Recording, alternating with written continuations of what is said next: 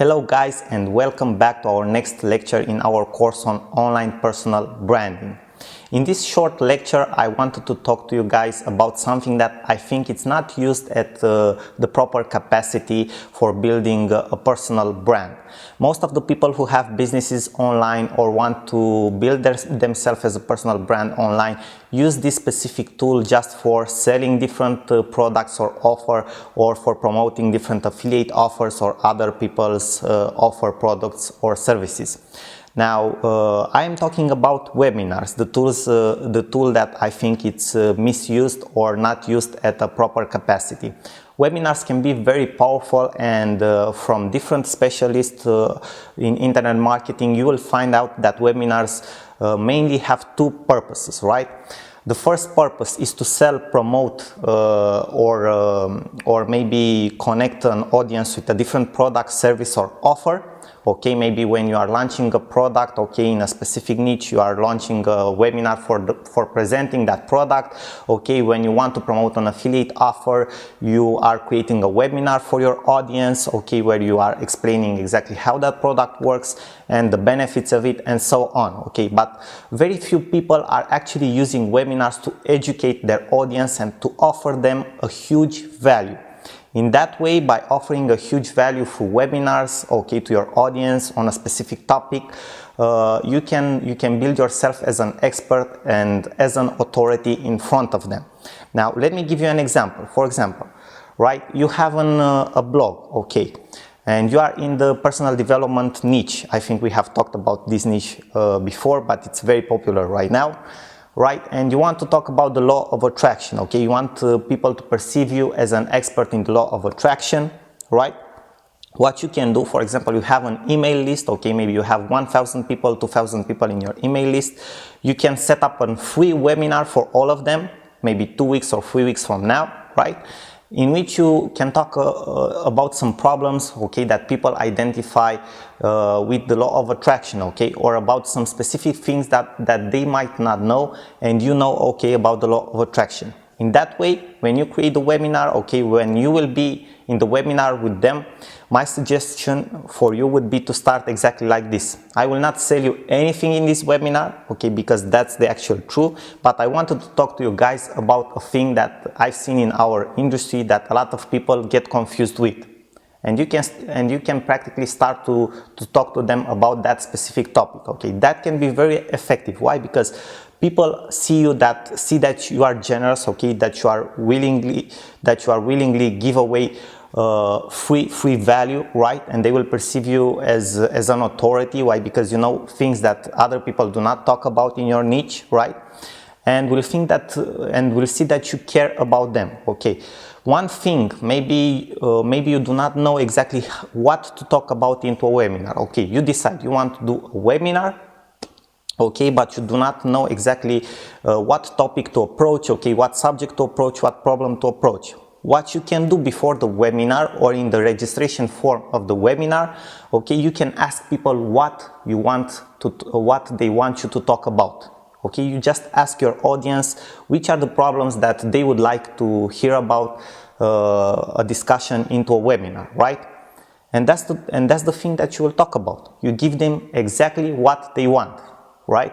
In that way, you practically you build even a bigger rapport with them. Why? Because they will hear the solutions, okay, or the discussion for the problems that they have, okay, and they want to hear about them, right?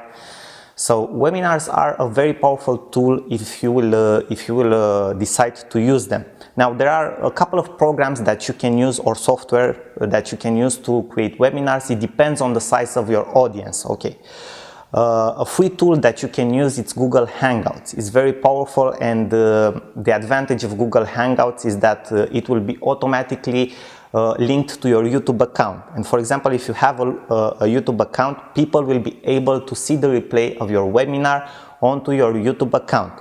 And this advantage is that you don't have as many options as other platforms. Another disadvantage would be that many times you will have like a small delay, okay, on Google Hangouts. People will see your webinar with a free 5-second delay, maybe even more sometimes, right? So when you have that question and answer section at the end of your webinar, you may not be in a real time with them, which can be actually a problem. Another disadvantage would be that in order for people to be able to see that Google Hangouts live, on Google Hangouts they need to have a Google account. They can see it on YouTube, but they cannot comment, they cannot interact with you or whatsoever, right? So Google Hangouts is an option when you are starting out. If you do not have a big audience, if you do not want to invest money in a webinar platform, it can be a very good option. Another option that it's created around Google Hangouts, it's Webinar Jam, right? It's a very good software. We have more options for it, like a registration form and other stuff like that. You can check it out. We will have a resource section at the end of this lecture where you can check out all these softwares, right? The best option right now still in the marketplace, because maybe in the near future will appear other options too, I think it's GoToMeeting, right? It's pretty expensive. I mean, you can get like up to $500 per month if you are organizing very big webinars, but that's worth it only if you make if you have like a very big audience, okay, and you want to have like 1,000 attendees per webinar, okay, because you are limited to 1,000 per webinar. But it's definitely worth it if you have a big audience to do this for them, right? So GoToMeeting, it's still a very good platform. Why? Because it works very fast. People can follow you in a real-time manner, right? But also it has some disadvantages because people need to install like a plugin on their computer to work and other stuff like that. But as a technical part, okay, probably is the best right now because people won't have many errors and other problems like that.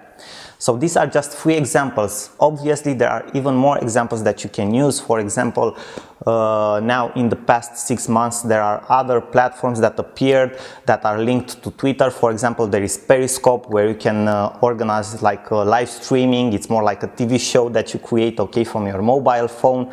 Then there is Meerkat, okay, also for mobile phones. Then there is Blab, that it's also connected to Twitter, which is kind of like a discussion and webinar in the same spot, right? So you have many tools that you can use, but the main idea is to use this in an educational purpose, right? Okay, to create these live events for people to be able to know you better, to relate to you as a human being better, and to position yourself as an expert and as an authority through the value that you provide to them in a huge way, okay, in a bigger manner, let's say so. So I hope this lecture was very helpful for you guys. I thank you very much for your attention. Check out the resource page at the end of this lecture, and I will see you in our next lecture. Bye bye for now. Sorin here.